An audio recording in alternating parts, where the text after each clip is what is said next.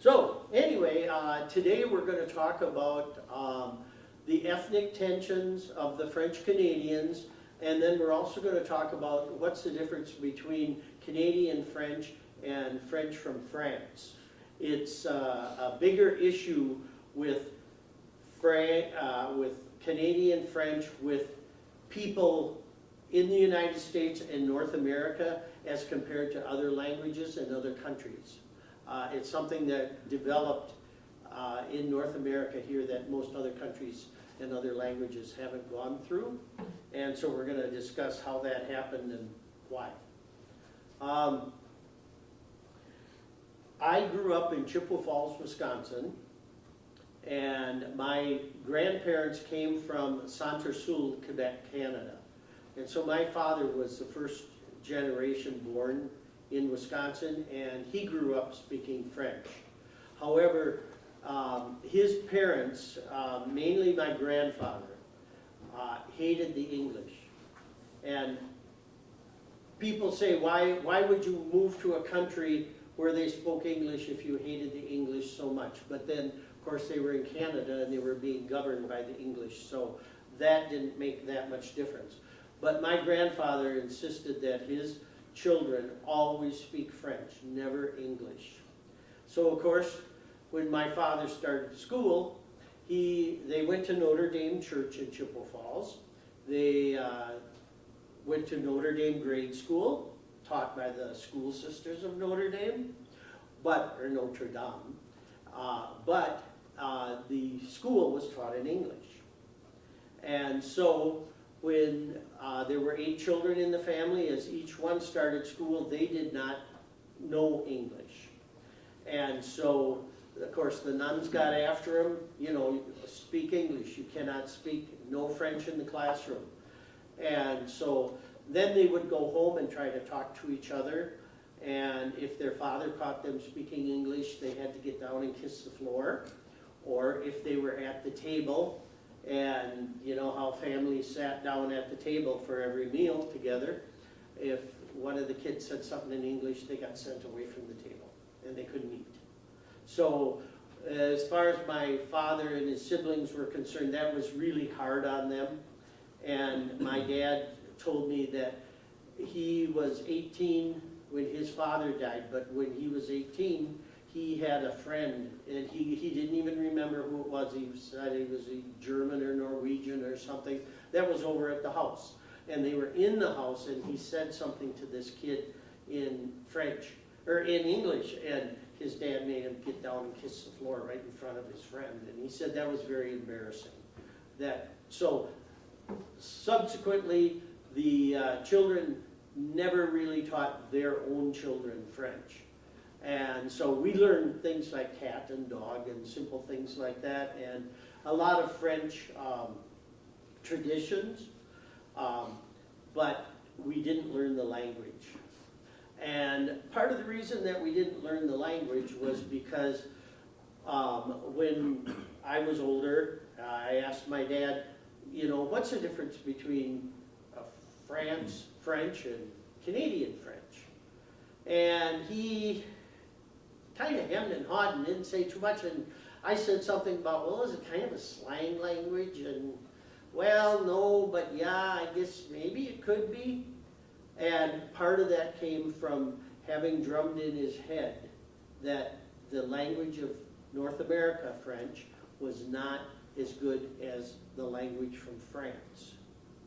Now, that was something that was put on the people of North America by the English and by the English speakers of the United States and by the French teachers who were born in the United States, decided they wanted to teach French, and so they went to college and they learned this Parisian French, and then they came back to the classrooms and the community and told everybody that that was the only valid French in the world. So that's part of the reason that my dad felt that his French was not that good, which also led him to tell us when we were young, and that his mother's family, who was from Prairie du Chien, Wisconsin, full-blooded French, were French, evidently from France. And in addition to that, they were related to a famous actress in France. But he didn't know really much beyond that. He knew about his father's family from Centre-Sul, Canada, and a little bit of history on that, a little bit of genealogy, not very much. But they always said, my dad and his siblings always said that their mother was French.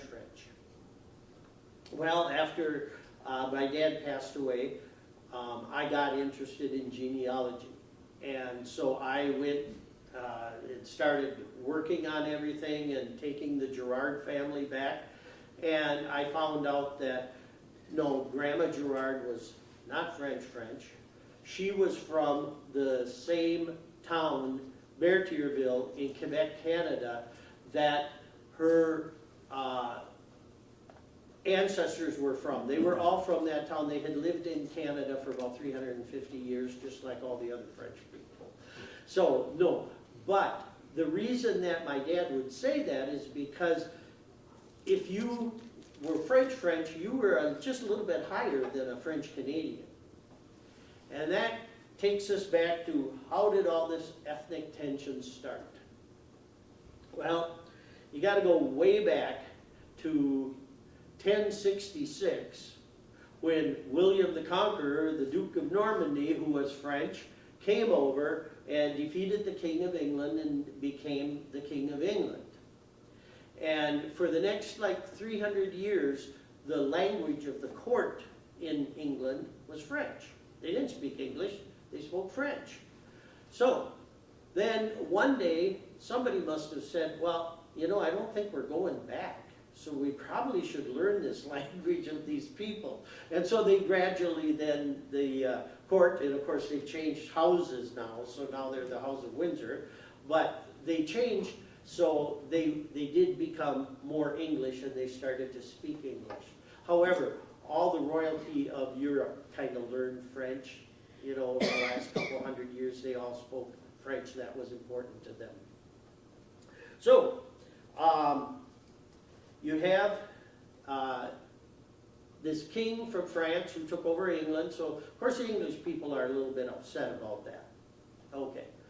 And then, let's see.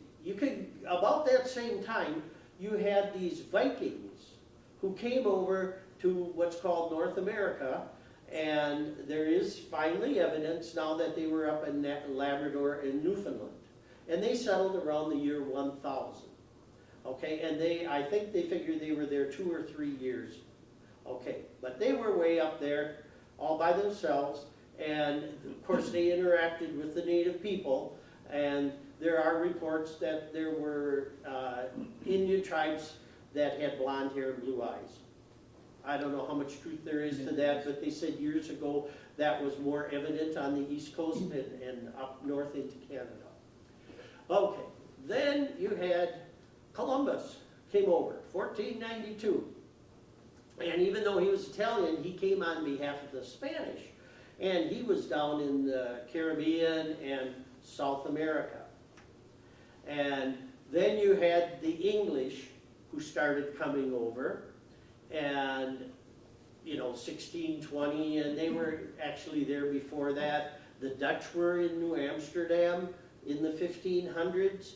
And so all of a sudden you've got all these people that are lining up along the east coast of the United States. And during the 100 Years' War, you had French Huguenots that came down, and they were in the Georgia and South Carolina and that area of the east coast. Near Florida, the Spanish were at Florida.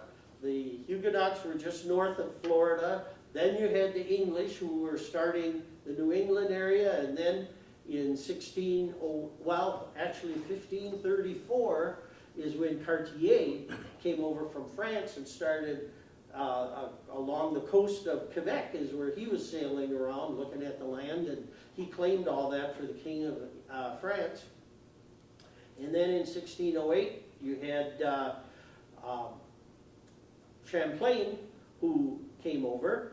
And Champlain had actually gone with the Spanish people, the Spanish explorers, I suppose you'd call them.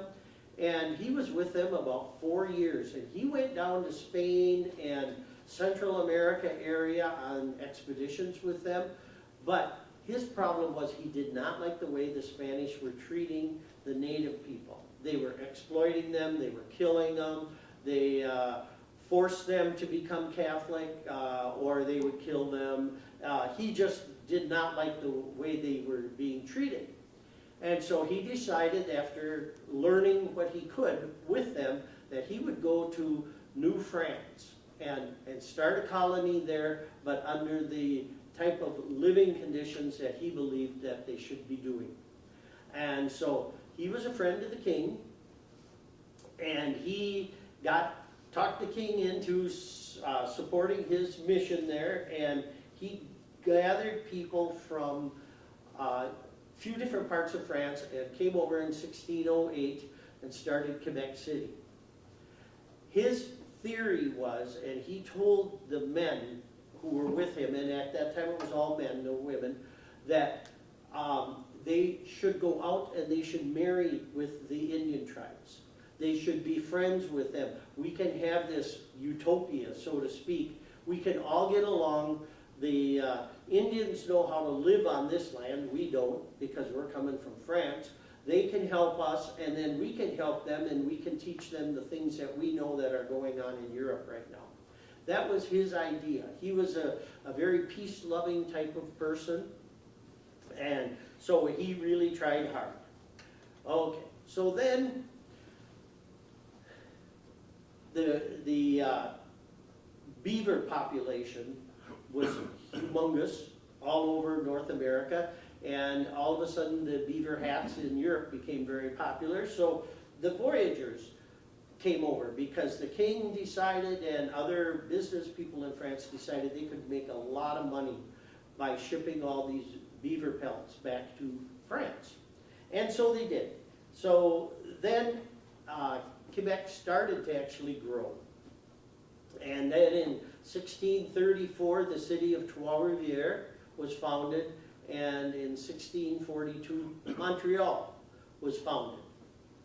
And so the people of Quebec, there's kind of a joke that goes on to this day about the people of Quebec City don't really like the people of Montreal, because when the Maisonneuve and the people who started Montreal came, they kind of sailed right by Quebec City and went and started their own town. So evidently we're not good enough for them. So that's just kind of a, I guess you'd call it a gentle rivalry that goes on between those two towns. But that is something that they readily admit. So then Quebec was growing, and so they had the voyagers, and they had all these men, and they had carpenters, and they had everything. And so what did they need? They needed women over there. And so they started to bring women to Quebec, and married couples would come over with their families, and so they started to populate Quebec. And so they were living pretty good.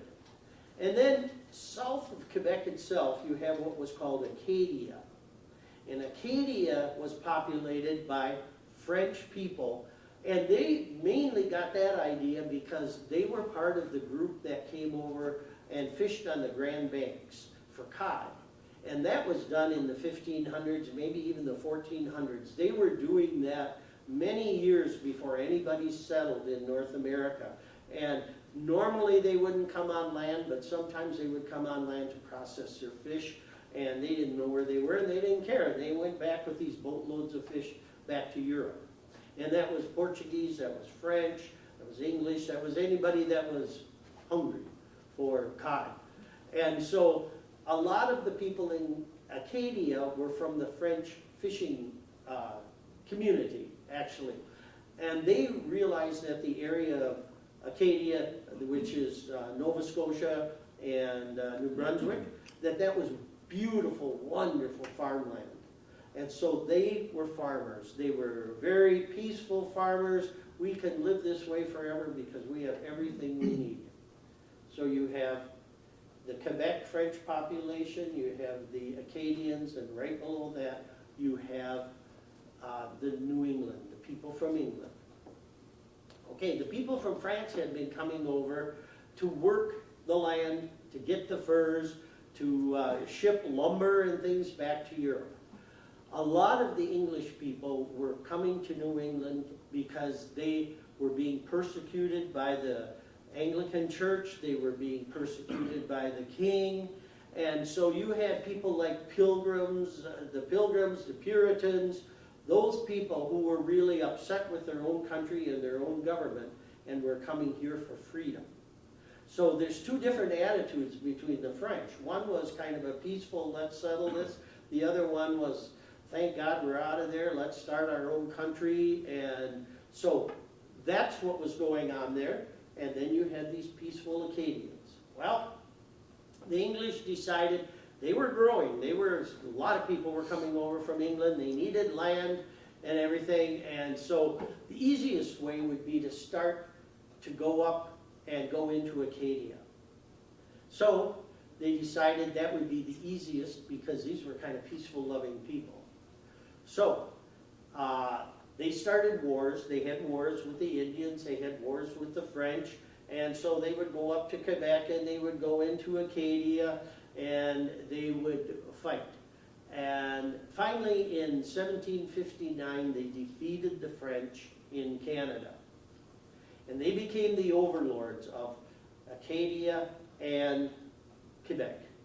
And so, of course, the French people didn't like that, the people living there, but they had lost the war. So there, and France and England, now remember, they've been fighting in Europe for 1,000 years. So here you've got their enemy is now their overlord. So the English decided we need to get rid of the French. So they go into Acadia to start out. And in probably, I think it was 1757 they started.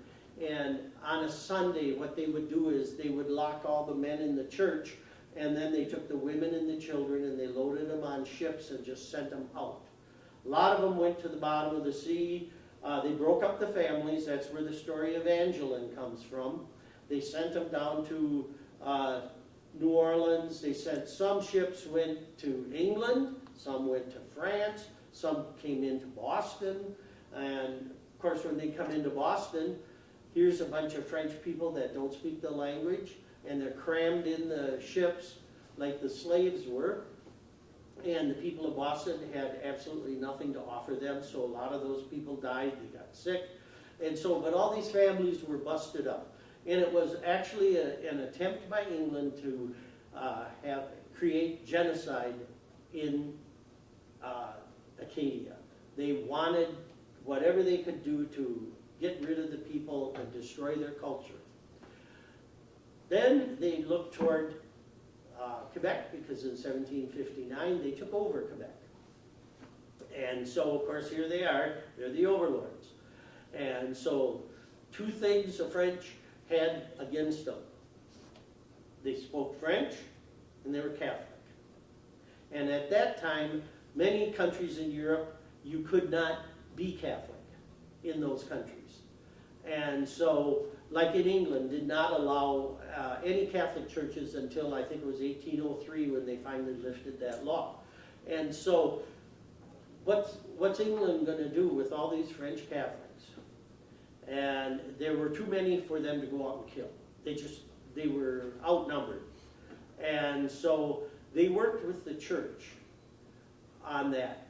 Okay, we're not going to be able to change your religion. They're still talking French, whether we like it or not. So we better work on this. So they got the church to collaborate.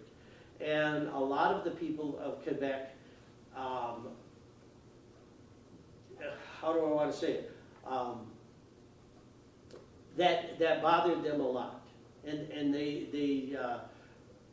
didn't like the idea that their own clergy was actually working against them, trying to keep them hushed down, keep them pushed down, and okay, you can practice your religion, you can speak your language, but just always, bow to the English. That really bothered the people of Quebec, and they took it out on the church. a lot of the Voyager songs and things like that are poking fun at the clergy for that reason. So, okay, so now you have the English with their thumb on the French, okay? And they gradually just kind of kept pushing the French down until the population of Quebec became very poor. They were, you know, the servants of the country, so to speak. They had the menial jobs, things like that. And then when things got so bad in Quebec, people from Quebec started coming down into New England because they had these new things called all these mills where they were making cloth. And they could come down there and work. And so they would come down there. By this time, this would be in the 1850s and 1870s. There was good rail service between Quebec and New England. And so the French people would come down and work during the week, and then they would go home on weekends. So all they had to do was learn enough English to get along with their boss and to do what their job was, but they didn't have to give up their religion because they were home on the weekends. And so they could go to Mass and they could just continue life as usual. Well, then in the 1920s and up until the Great Depression, then the U.S. government said, okay, you cannot be coming in here taking jobs from Americans, and so you have to decide. Either you stay here or you go back to Canada and stay there. So many of the French Canadians decided to move to the United States. And that was right around 1900.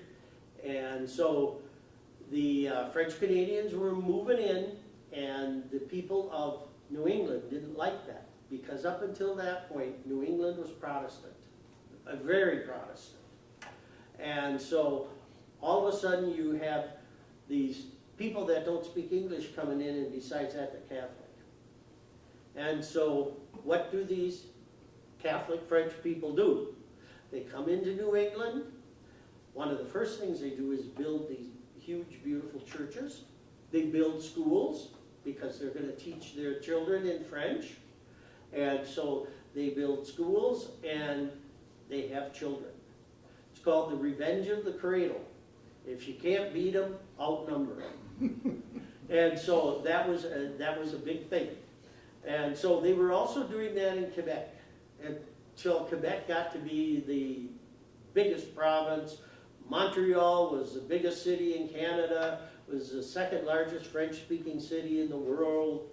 And so that's what the French were doing. But at the same time, we had the First World War. And a lot of soldiers from the United States that finally went to the First World War in 1917 came back with this fascist attitude. They saw what it was like for these monarchies that were over there that were falling like flies, what it had done to the people, what terrible things that war had created. And they came back with these different ideas from the First World War. And when they came back, they had their own ideas that a lot of people in the United States didn't share with them. And so that's when the VFW and the American Legion and all those organizations formed. And they came back with the idea that the United States should be a Christian country and not Catholic. And there were even books written about that. We are not a Catholic nation. And they were so afraid that the Pope would influence the Catholic people in the United States that it would ruin their government. So this was very evident up in New England. Now all of a sudden you've got the overlords who had pushed down the French Canadians now really resenting their entrance into the United States. And so the Ku Klux Klan started to grow. And at one time, Massachusetts had the largest Ku Klux Klan society in the United States. And it was not about blacks and it was not about Jews. It was about French Catholics. And they would march during the day, and a lot of times they didn't even wear their hoods. They'd have their hoods hanging on their back. And they were very out about that. Bright sunny day, they would have these big parades. They had a women's auxiliary. And so this was really putting these French Catholic people down. And so created a lot of ethnic tensions, lots of ethnic tensions. There's a woman that is coming to the Twin Cities this weekend from Massachusetts. And I think she lived in Leominster. And about 1940, the Ku Klux Klan burned down her parochial school, her grade school. She went to grade school in 1970 at the same church in the newer school, had no idea that the Ku Klux Klan had burned down their school. The people did not talk about it. They were so put down that they were afraid to speak about that. They were afraid to give out the truth of what was going on in their own city. And she never knew that until she got out of school. And now she's a French professor. She's coming to talk about the difference between French Canadians and what in New England is called Franco-Americans. They don't have French Canadians out there. They call them Franco-Americans. We don't have Franco-Americans. We have French Canadians, and we're proud of it. So, anyway, so you had all these tensions going on that way. And then, so the voyagers originally came into Minnesota. And in 1628, I think is when Duluth came to Duluth, Sir Duluth. And that was the first Europeans that came into what we call Minnesota now. Okay, so then you had the voyagers working with the native people, the Indians, and they were gathering furs, and the further that they would come in from Montreal, the longer it was to get home, so they started staying over the winter. And first thing you know, they were marrying the Indian women, and they were having families, and especially up near what we call Winnipeg, Manitoba now, the Red River Valley, huge Métis population, which is half Indian and half French, half white, half Indian. There was a huge, thousands of people up there that were Métis. And then as they decided that maybe the farmland south of Winnipeg looked a little better, they would start moving down into Minnesota. And so you had voyagers, you had lumbermen, you had farmers, you had all different people that were all from Quebec that were coming into Minnesota. And they named the rivers, they named the land monuments, they started their own towns, their names were in French. And so everything kind of became French and was sitting that way until about 1850.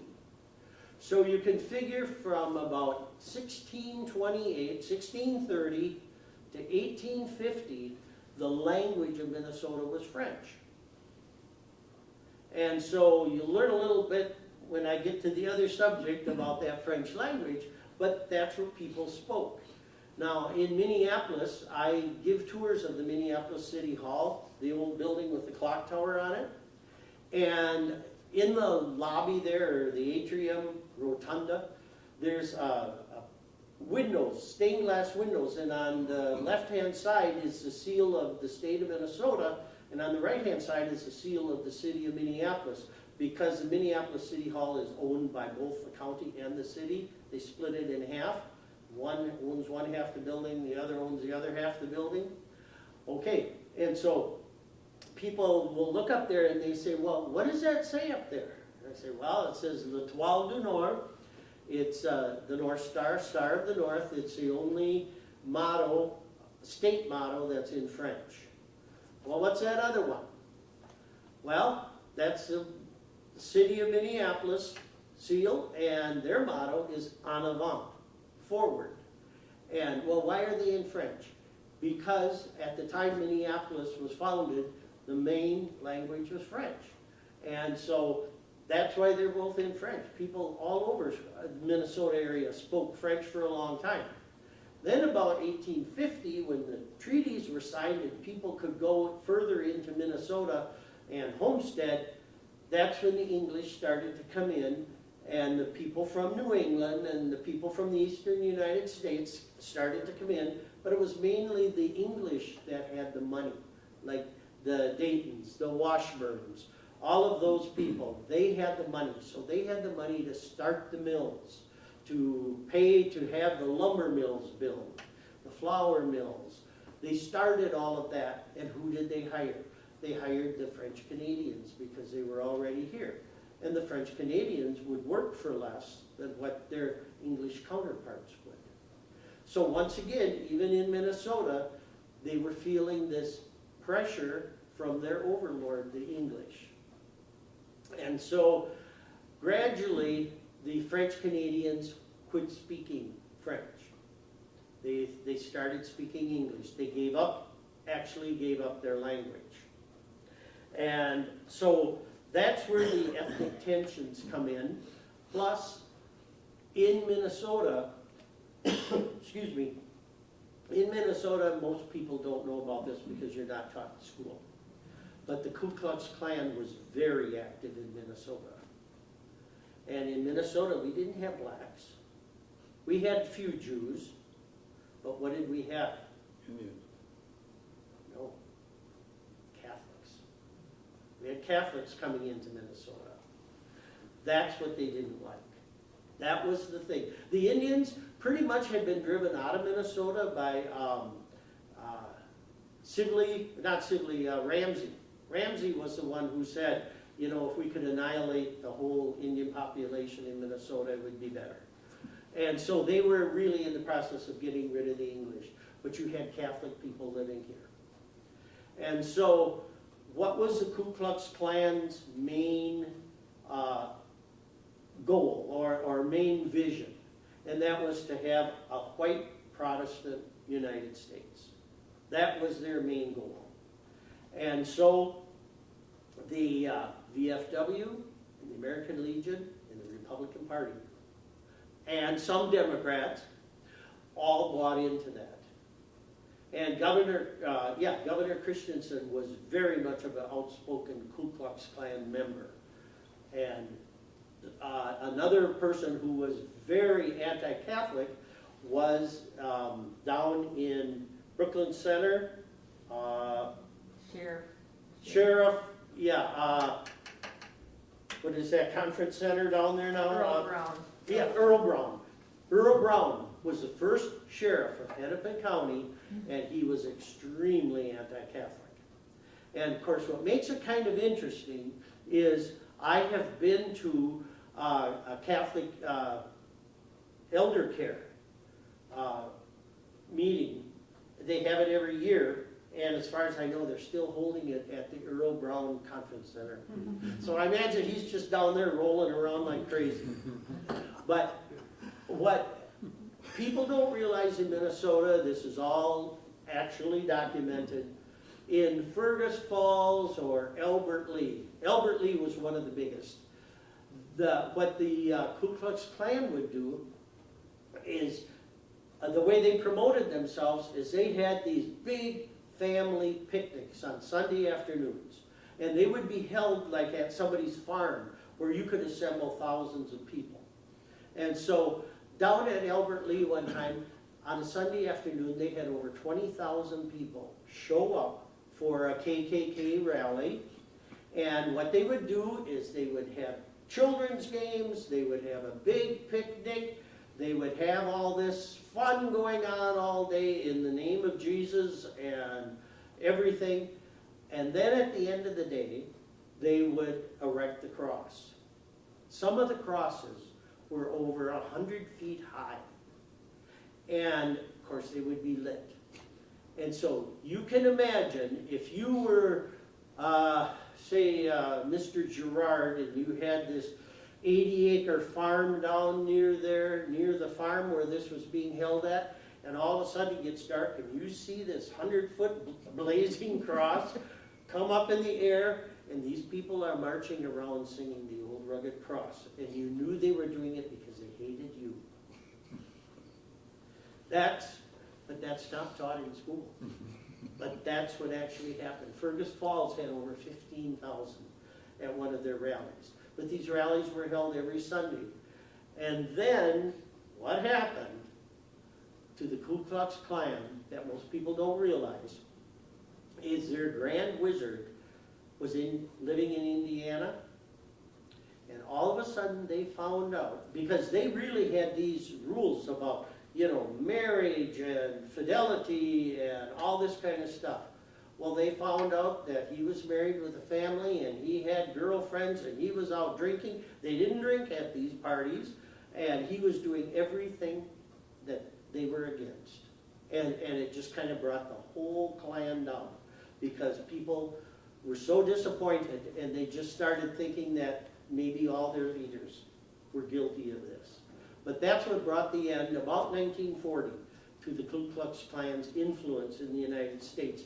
And then it just kind of stayed down south, and they were against the blacks and the Jews down there. But as far as up north here, it was against Catholics, and of course then when the Irish came in, they were against the Irish, they were against the French, they were against the Italians. And that's, kind of the way the world works. One of the things about the Irish, though, when they came into New York, somehow someone got to them, and they filled up the fire departments and the police department.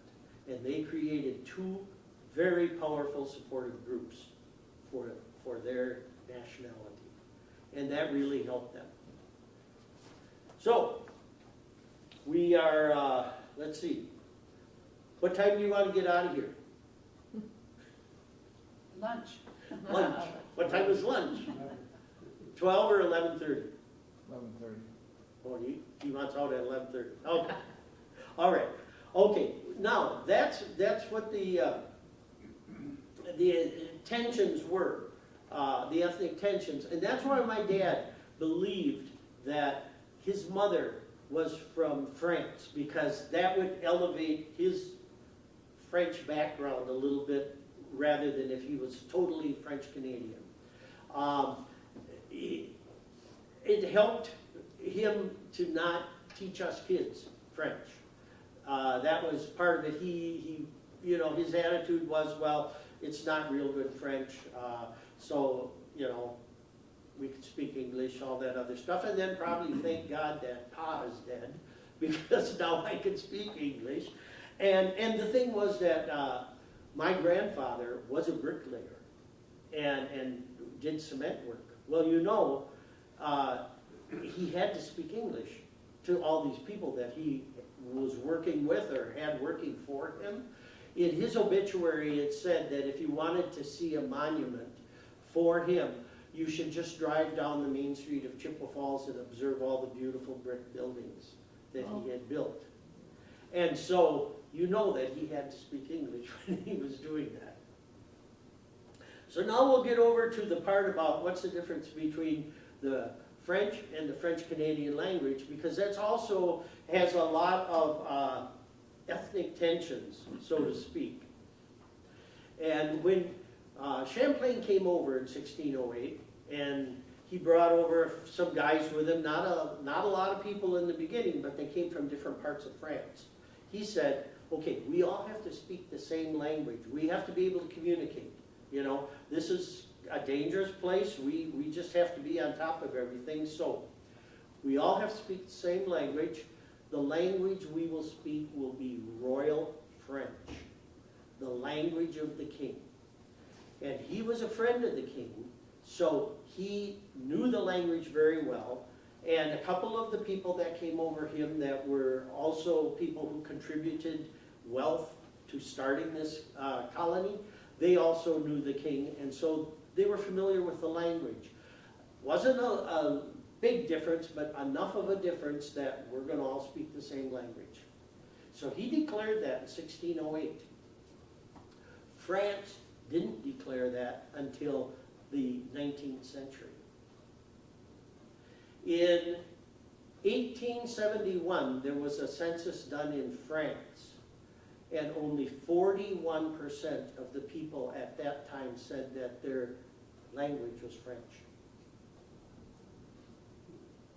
They spoke... In the America, in North America? No, in France, Oh. only 41% of the people said their first language was French.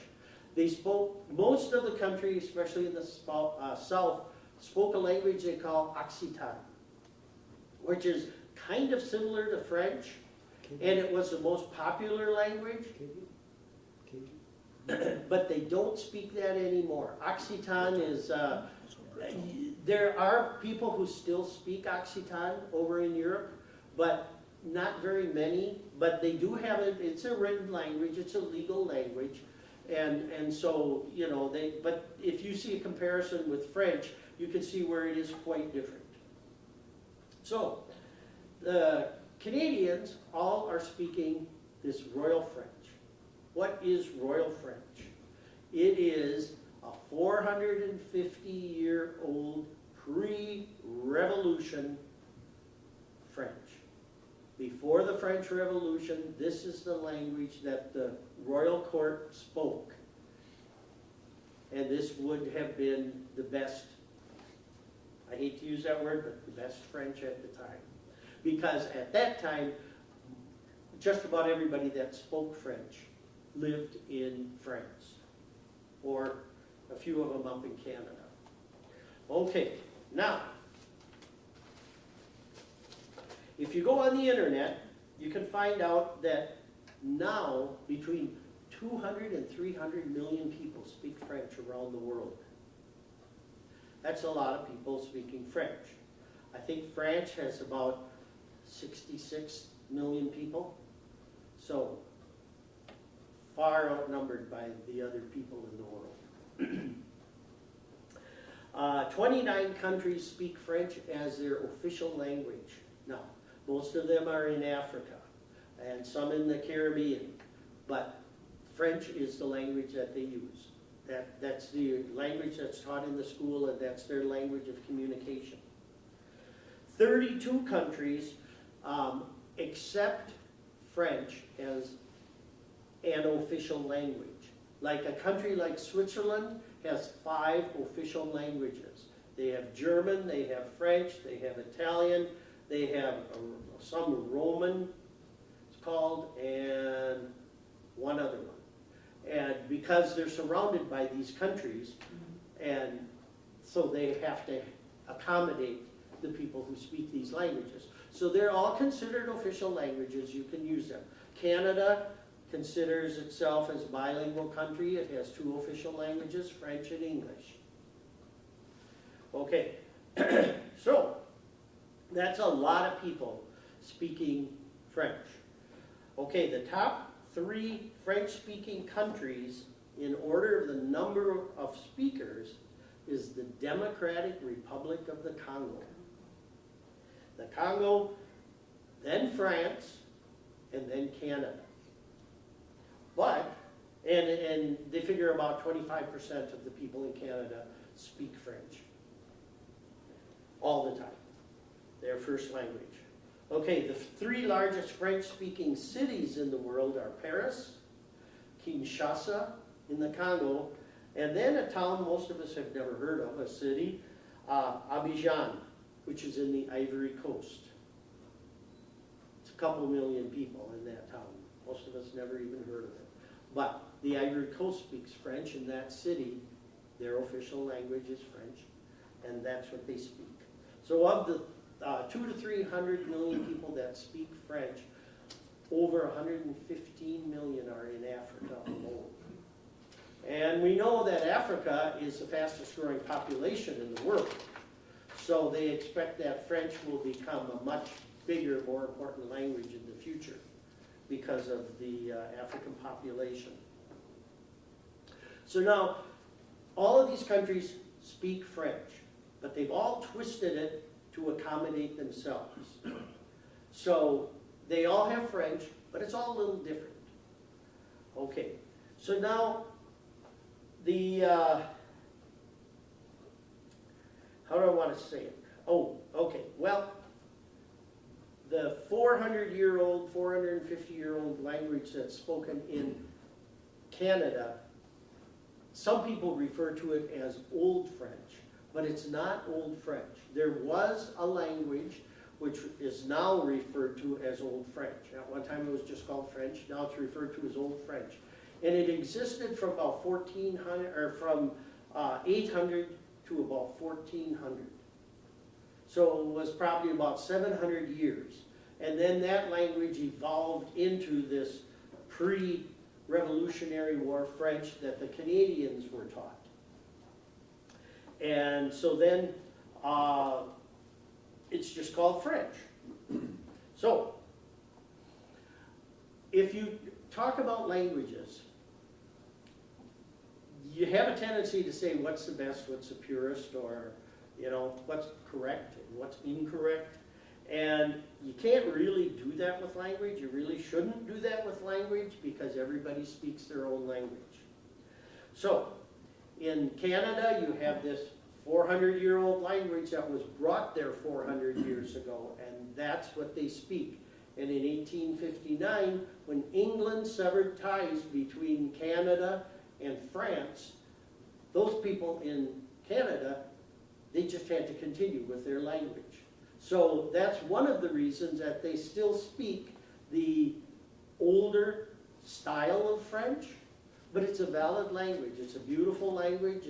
There's nothing wrong with it, but it didn't evolve with the rest of the European French because they no longer had contact with them. So, is there a time when French and Latin kind of blend together? Wasn't there a... Yes, yes. French comes from Latin, and what was I was reading something about, because the Occitan, I think, came from Latin too. But that was not, the Franks were the ones who developed the French part of it, and the Occitans were by some other group that was in southern France. And it's more of a Mediterranean style, where French had a lot of influence actually by the Normans. When they came down, they put a lot of words into the French language.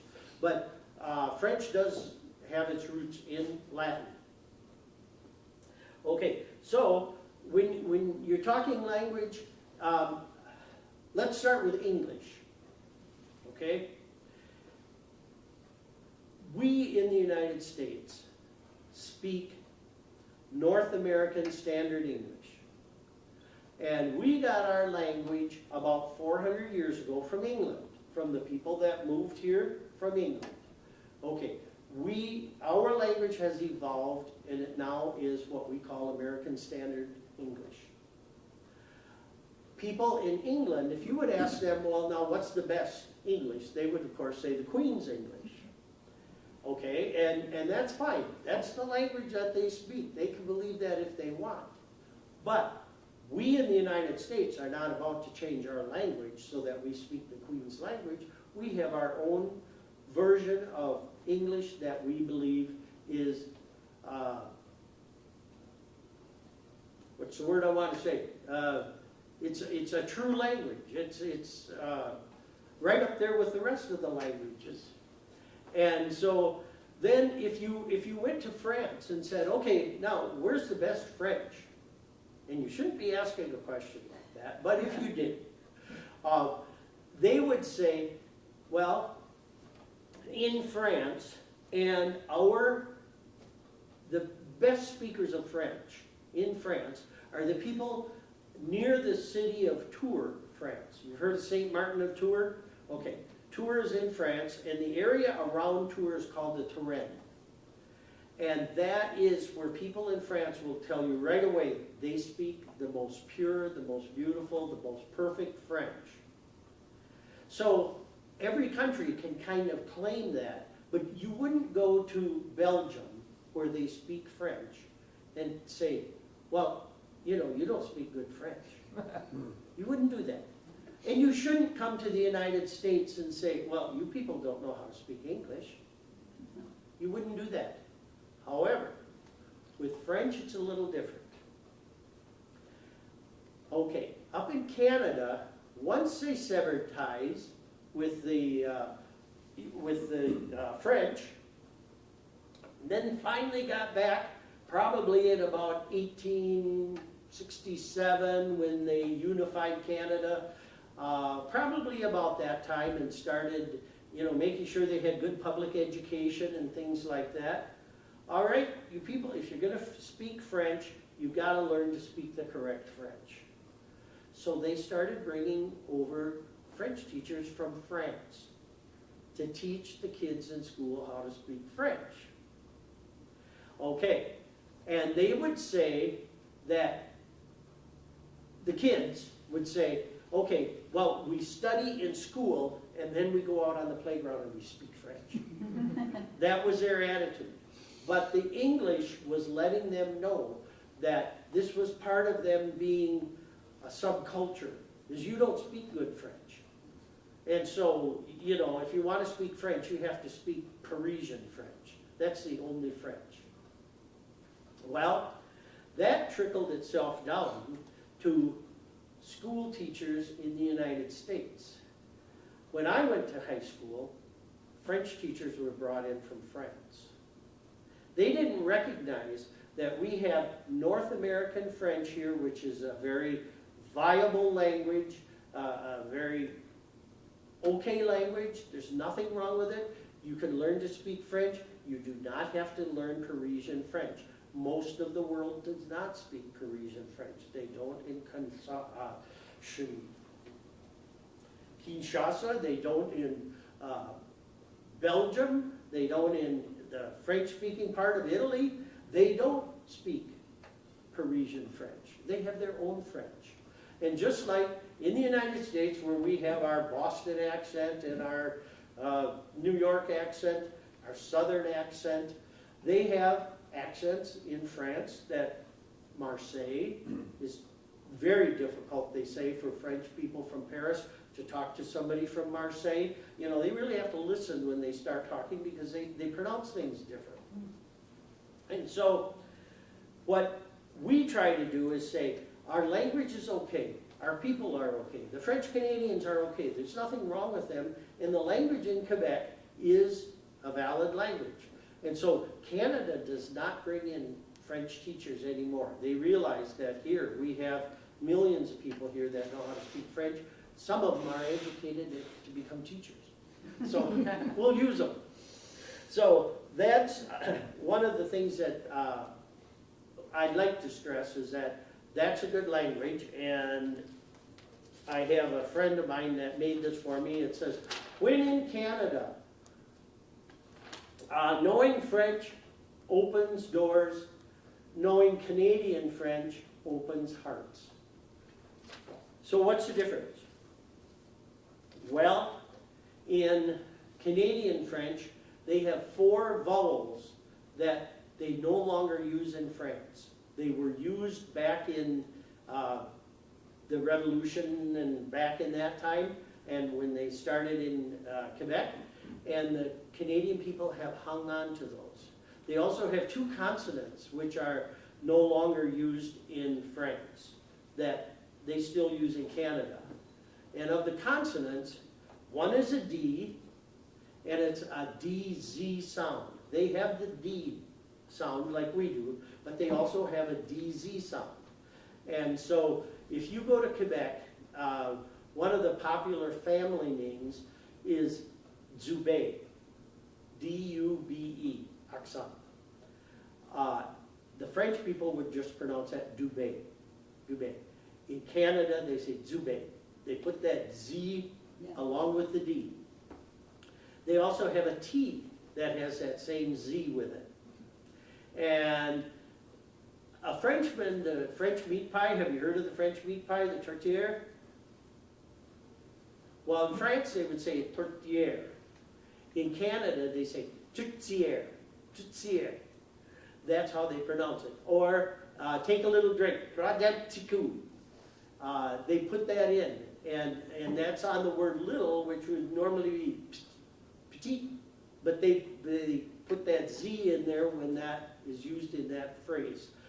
And so that's just a couple of things that the people from France have to be listening for when they hear that. Now, I'm sure that all the other countries that speak French all have similar things that they probably got from their own original languages that they've put into the French. But another thing that they have is these 4 vowel sounds.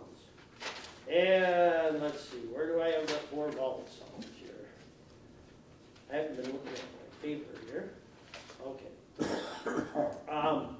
They have an A sound that we, on the word haunt, H-A-U-N-T, it's kind of a sound, and it's a nasal sound. That A sound, they have an I, which we would use in ain't, A-I-N-T. They have a U sound as in burn, but it's nasal. And then they have the short I, which they don't use in France, like in it. And so in Canada, they would say visit. In France, they say visite. And I did a little research, and the word visit is a French word that has come into the English language. So when we say I'm going to go visit somebody, that came down from the French. But it's visite versus visit. So it almost sounds a little more English sounding. But when you put the 2 consonants together along with those 4 vowels, it would be like an English person going over and talking to somebody in Scotland. That's how it sounds when a Frenchman goes to Quebec and tries to speak French with them. They can understand each other, and then of course the written French is much more cohesive, much less differences between written French all over the whole world. But it's the spoken French where you run into the issues. And I was in Scotland once, and I could hardly understand anybody. And I really had to listen. Now, my sister was there at the same time. She didn't have any difficulty, so I think it's kind of how your brain interprets that sound. But for the French and the Canadian French, they just have to really listen to each other. But from I heard it in 1981, but it took place in probably 1970. A friend of mine from France have you ever heard of the Dreyfus Corporation in France? They were a big grain company like Cargill. They and Cargill for many years were neck and neck in who's the largest family-owned corporation, Cargill in Minnesota or Louis Dreyfus in Paris. Excuse me. And I was talking to Louis Dreyfus Jr., Robert Dreyfus actually, and he was telling me that when he was about 20, he was on a trip to Canada going through the grain elevators that the company had, and when he was up in Baie-Comeau, which is kind of up near the Gaspé Peninsula, that's where they would top off the ships. They'd fill them with grain in Duluth and Superior, but when they got up there, then they had the depth of the ocean so they could really fill the ships. And they had an elevator there for that purpose. And he said, we tried, but as much as we both hate the English, we spoke English. Now, I've had several people tell me that. I also have a woman from Paris, who is a friend of mine, that just vehemently does not agree with that. Oh, no, we can understand each other, But what I've noticed and what I've been told is whenever she is speaking to somebody from Canada, they've already been aware of her feeling, or they know that they need to pronounce things as close to the French as what they can. Now, if you go up to Canada, to Quebec, and ask them, what's the best French? Well, they'll tell you their French, but also the area around Trois-Rivières is an area in Canada where the people who are on television and radio are trained to speak that dialect, that accent, because it's understood by most people, and it has a tendency to be like what they call international French. When you talk to people about English in the United States, where do they say that they take the people for training? They bring them to the Midwest, because we speak the best English in the United States. And so our radio and television personalities are all trained to use our accent, because whether they're in Texas or Boston, the people can understand them. So there's not a right and a wrong. There's just yours and mine, and they're both valid. So, do we have any questions on anything French Canadian? Is anybody French Canadian here? No. German? Pardon? You? Well, I was just gonna say, illustrating what you were saying, you know, a lot of people in a country they like the people in their own country, but they dislike people from foreigners. Yes. And they maybe discriminate against foreigners.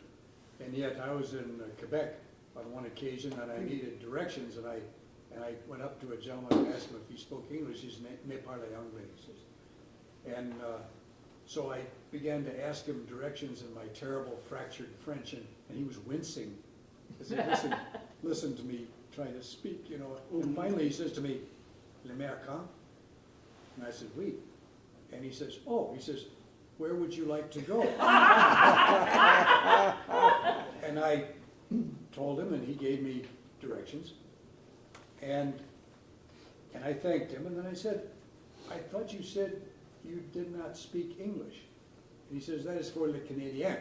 Absolutely. He says, "For l'Americain, I speak the English." Yeah. So he would be actually more favorable toward me Yeah. as a person from another country than he would from a person in his own country. Yes, that is very evident in Quebec. They expect Canadians, because they're a bilingual country, they expect them to know French or know something in French. There was a fellow who came to our organization, our foundation, and he was from Quebec, and he and his wife were there, and he was saying that they live in Quebec City, and when they go to a restaurant, they always speak French. And if they have like a wait person or something that doesn't speak French, they get up and leave.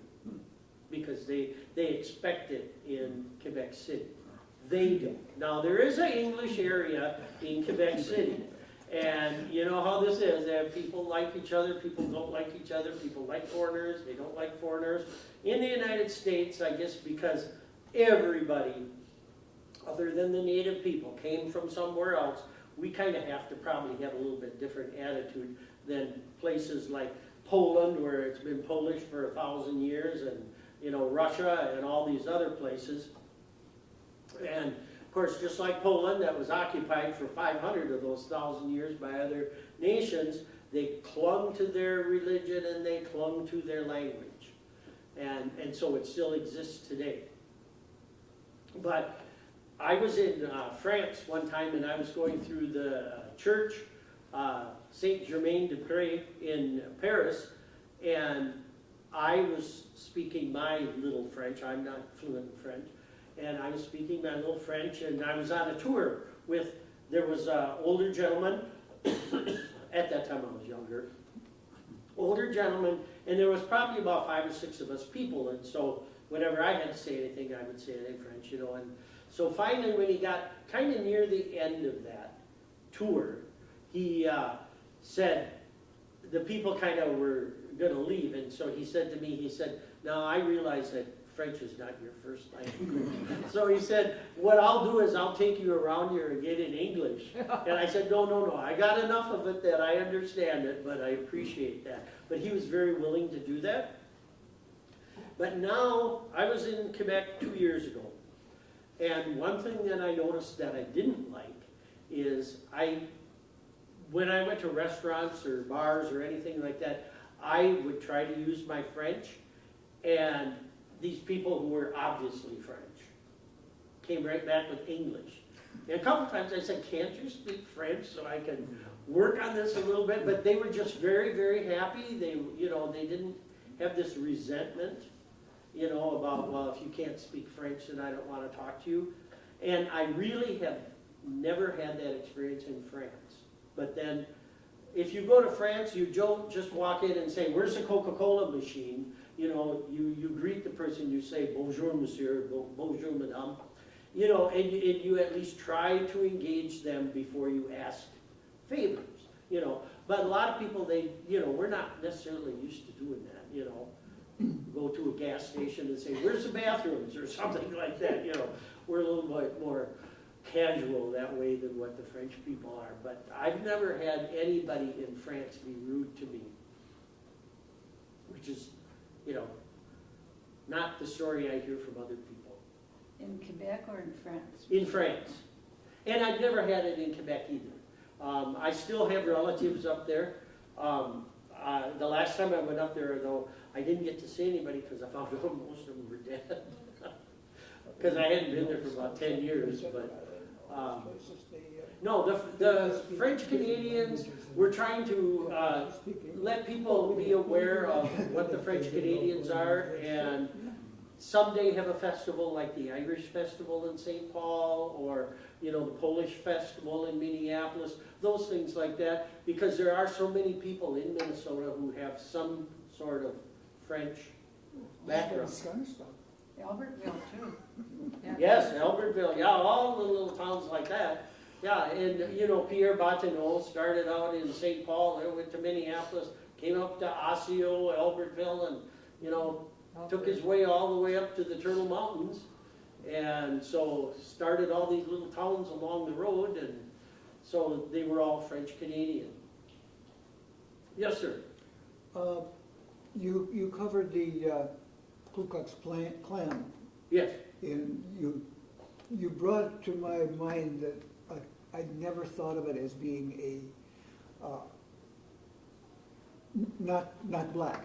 Oh. Against other religions, and that one was, And I just kind of hung on that one. right. Part of that is because their most recent history has been against blacks, and so that's what most people know or remember or experience. But up in New England in that area, they didn't have those issues with the blacks. There's a book at the History Center, well, it's probably in the libraries too, about the Ku Klux Klan in Okay. Minnesota. Oh, really? Oh, yeah. Oh, yes, there are books. And I was doing some research on something else, and the Osseo Review paper in, I think it was 1915, and it didn't say Ku Klux Klan, but what it said is, we need more Protestants in this area, so we're inviting all the Protestants in this area to come to this meeting at, I don't know, the Odd Fellows or whatever, some hall in Osseo at the time, for a meeting on Sunday, because in here, Osseo was like St. Vincent's. Yeah. It's Canadians, it's right in the middle there. Then you got the Lutheran Germans, you know, sitting right there on the edge of, you know, Yeah. so it's like, and then you got the Norwegian and Swede sitting, you know, so it was sort of interesting that they had this big ad in the Osseo paper in 1915. Where did the white hoods, where did that originate from? Oh, early days. Yeah, a long time I ago. mean, in another country and then moved here? No, Or no. just started Yeah. here? That was Nathan Bedford Forrest, Okay. was the guy Yeah. that founded the Klan originally, the Okay. Confederate general. Yes, yes, And later regretted it yeah. because of what had happened to it. But the Klan, when it got rebuilt in the 20s, had all kinds of odd stuff in it, not even relating to race or anything. Mhm. One of the demands of the Klan in the 1920s was the abolition of the chain store. Really? What? Yeah, you'll find that Chain store? in there. Because the small businessmen, who were often members of the Klan, Sure. Oh, felt sure, very much that makes threatened by these chain stores that were starting up in those days and were putting them out of business, you know, much like Walmart has put a Yeah. lot of people out of business. Yeah, today. right. And that, they wanted to abolish chain stores. Didn't do too well at that, but that was one of the But demands. they actually did have some positive ideas in the Klan. They did, but it was their method to bring those to fruition that kind of you know, upset the other people, you know, and whether it was hangings or whatever, you know, that's not how you bring about change. But wasn't it their hidden agenda anyway to put down Jews or blacks or? Oh, sure. Oh, yeah, It oh, wasn't yeah. hidden. It was- Oh, yeah, that was part of it in Massachusetts, I'm sure. But that wasn't their biggest enemy up there. They were focused on the French up there. Here's what it says on the internet about how from the New Republic and how the Klan got its hood. Members of the Ku Klux Klan did not wear their distinctive white uniform until Hollywood and the mail order catalog intervened. Hmm? So long before the artist Philip Gaston was celebrated for his cartoonish paintings, he was Philip Goldstein, a member of the Los Angeles Socialist Bloc of mural painters, and a kid on a road trip in 1934. He and a fellow painter bought a Ford coupe for $23 and drove to Mexico, where the university offered artists a wall to embellish. So he did a fresco depicting the swastika, a hammer, a sickle, a cross, whips, nails, an electric chair cap. But anyway, so he was the one that apparently was Hollywood Oh. in his murals, and then the mail order catalog started Mhm. giving them there. Well, take a look too at the movie Birth of a Nation. Yes. Yeah. Which glorifies the Klan, and they're, Yes. of course, they're talking about wearing the white robes from the origin because they were pretending to be like ghosts, Mhm. to frighten Mhm. superstitious people. Now, I've got something here that, it's about speaking French in school. And I had written, there's a publication called The Forum, and it comes from the University of Maine. And I had sent them an article about my dad speaking English, or, you know, not speaking English when he went to school. And they sent me this reply that came back. And this was actually in the teacher's handbook in 1959, up in St. John Valley in northern Maine. And it said, the children in Madawaska, Frenchville, and St. Agatha are Americans, and as such are citizens of a country where English is the official language. These children have been blessed in that they can speak French fluently. It is our hope that by introducing the teaching of French in the elementary school, they may learn to speak French more correctly.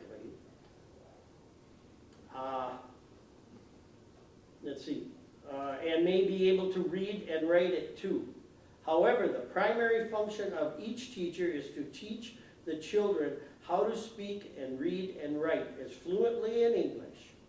All teachers should be aware of this and should constantly be on the alert to advance the children in the quality and amount of English which they use.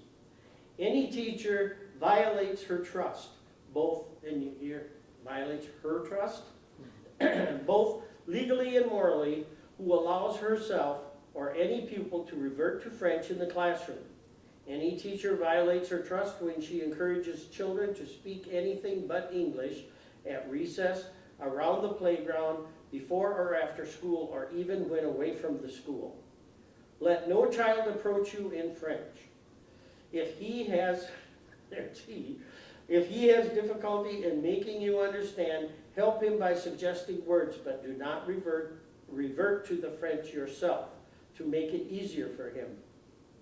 If you do, you are not helping. You are penalizing him, for he will feel that there is no need to work hard to learn English because he can always revert to his French when he has difficulty. Always be aware of your responsibility. Make the children proud of their heritage and make them realize how many advantages they enjoy when they can master not one but two languages.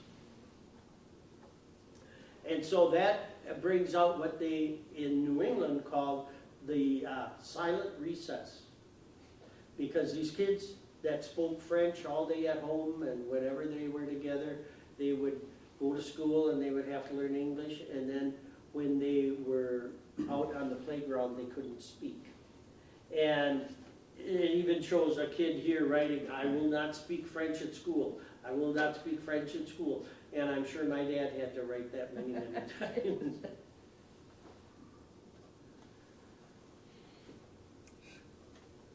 So, we got a few minutes.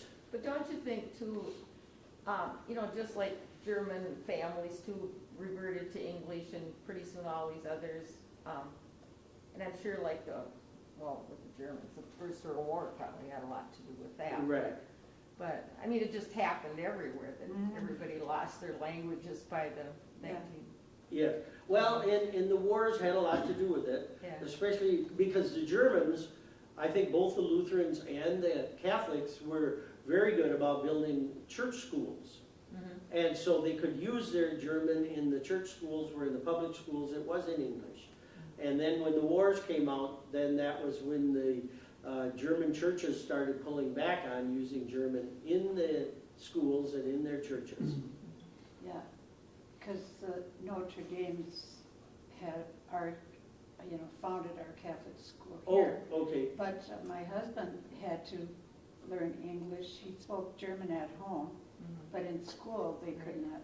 yeah, And they were told to go home and help your parents to speak more English. yes. But I kind of blame him for not teaching our kids any German.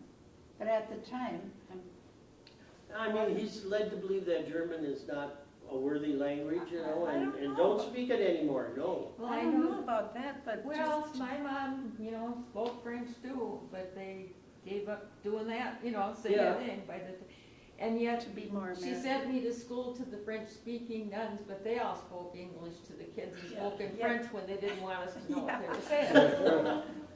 My mother and dad, and they were both born in this country, and they spoke good English, but then they both had a Swedish background. Okay, So when they wanted to talk to each other about us, Yeah, do the same thing. yeah, they would, and pretty soon we picked up enough so we would mention some word when they were talking, and they used to look at us like, we can't do that anymore. Yeah. yeah, that's true. But in this country, especially now, that you don't have as many church schools as you did before, the immigrants that come in, those kids are going to school and they're learning English. Yeah. And so by the time they get married and they have kids, they probably won't speak their native languages at all. You know, I mean, it's just a natural progression. Oh, yeah. I hear people get upset because they hear people speaking Spanish. Yeah, You know, they say, oh, no, you shouldn't speak Spanish, you shouldn't speak English. And I thought, you know, when I was a kid in Chicago, you had to learn several different languages to be pleasant to people, because people come, like a guy coming outside, he'd say, jak się masz? To you, and you'd say, Polish. Dobrze. No, that's Bohemian. oh, that's Bohemian. Bohemian. Or wie geht's, you know, Yeah. that's a good Yeah. line here, you know. German. You had to know all these different languages, at least to be nice. you know. Yes, yes. I didn't know much of language, I still don't. But that's what you heard on the street all the time. Now, not so much today. Polish, there are a lot of Polish in Chicago. There's more Yeah. Polish people in Chicago than there are in Warsaw. Yes, right. And so you heard all these different languages, but not so much anymore. And as it has turned out, you know, it's been such a fantastic deal for the United States, because Yeah. English is the only language in the entire world that you could go to any country, anywhere, and somebody there speaks English. And that's not true of any other language. No, right. No, correction, that's not English, that's American. Yeah. Our Yeah. language is made up of every nationality. That's true as well. Yes. Because British English has got words that, the same word, but they mean different things. Right. Now, you'll find out, I've done a lot of traveling in my life, and I've been to Europe several times lately, and you find less and less of the Queen's English now, that people in other countries are learning English. They don't carry that English accent. No. They speak like we do. And I think that's just because they hear so much of it on the public media, and the way we speak. You know, I they hear have more that. British English from Africans. Yes, yes. They speak often a very precise Or British India. English. Yes. Yes, And exactly. it's difficult to understand those people. Yeah, it is. We could do a lot better, having us learn more languages. Oh, absolutely. Oh, yeah. Really impressive, say at the United Nations or anywhere, you hear so many people speaking English from every country Yes. and speaking it pretty well. Now, I'm a firm believer in you have to learn that language real young. That's why I can't speak French very well, because I don't believe that my brain could do that, could learn that now. But what I've noticed is I have relatives that are married to Spanish-speaking people, and what I've noticed with little kids, real young little kids, is that they don't speak English and Spanish. They speak this big language. They don't go through translation or anything. Their language is just twice as big as everybody else. And so they recognize the English word and know what it means and know how to respond with it, and they recognize the Spanish word. But to them, it's just language. It's not like we gotta translate back and forth. The way, once you become an adult, then that's how you have to learn how to speak it. You wanna translate, and that's too much for your brain. When you have grandkids over and you have Channel 2 on early in the morning, Uh-huh. you see that they're teaching the transition of languages. Yeah, Oh, And okay. the counting and the colors and everything, yeah. you know, and they use these, you know, talk Spanish for a while, you know, and then they answer back, you know. You can see where, you know, the little kids are picking up a lot Oh, of sure, different. it's so easy for them. Yeah. Yeah, it's so easy. And I think that's like, you know, like what we used to call modern math or something like that, you know? I mean, my brain just processes that stuff simple, you know, and I can't do what modern math is or something like Couldn't that. believe it the other day. Well, we have our little great grandson, he comes 3 days a week, you know, so we have little programs from him. I couldn't believe that on these little kid programs, the math, the ratios and everything that they were putting in for these kids to, you know, be exposed to. It's like, I don't remember having that in school. It's tough when kindergartners are smarter than you. Yes, I mean, no, now there's certain things that, Or it's the math to the hundreds, that's the one I don't get, where you have to do, you know, you just don't add it or multiply it, you gotta have all these different hundreds and different That's how it's done. categories. Oh, yeah. Or it isn't right, and I can just add or subtract it or divide it, and I don't know Right. it. How about our national language? I mean, you hear discussions that we shouldn't be introducing more Spanish or Mexican or Latin or, I mean, English is our language. yes, the United States does not have an official Yeah, we don't. language. No, we don't. And a lot of the original documents, or some of the original documents in Washington DC from the beginning of the country are written in German. Some of them are written in Dutch because of those people. And then, of course, English. And then you get to this part, and a lot of our original things here in Minnesota were written in French because that's the way people spoke. But people will speak what's comfortable for them, I believe, if they can. If they have a choice, they'll speak what's comfortable. So when you get down to Southern California and New Mexico and that, where you have a lot of people that speak Spanish, those people have a tendency to hang on to their Spanish for a long time. Some of them born in the United States don't speak anything other than Spanish because they can get away with it. That's how the English did it when they came here. They spoke English. They didn't care about the Indian languages. But English, The French did. yeah, The French English did. is a language that has picked up words from every other thing. We picked up a lot of words in English from the Spanish. Oh, yes. Siesta, yes. sombrero, you know, you just Oh, go down absolutely. the whole Yes. list of things that are common that we use in English, but are actually from other languages. Right. Now, don't you worry, with all our texting, we're gonna lose our language entirely. Jeez. What They I've see seen these tiny is that little kids with their thumbs. primary language of the internet is English. Of the Amazingly internet, enough. but I Not mean, the I'm only talking one, but about it's the the primary. texting and how Right. these people communicate now. It's- Right. We are teaching people how to not speak directly to another person. Yeah. Yeah, that's true. That's true. Yeah. So, you know, you're going to go for a job, Yeah.